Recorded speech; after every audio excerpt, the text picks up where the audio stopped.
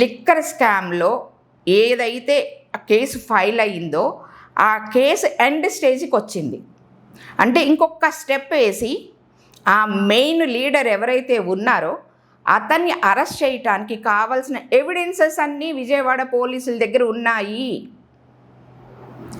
అతన్ని అరెస్ట్ చేస్తే ఇంకా ఏపీలో ఇంకా అల్టిమేట్ అన్నమాట అతన్ని అరెస్ట్ చేయటం. అతను ఎవరు అంటే జగన్మోహన్ రెడ్డి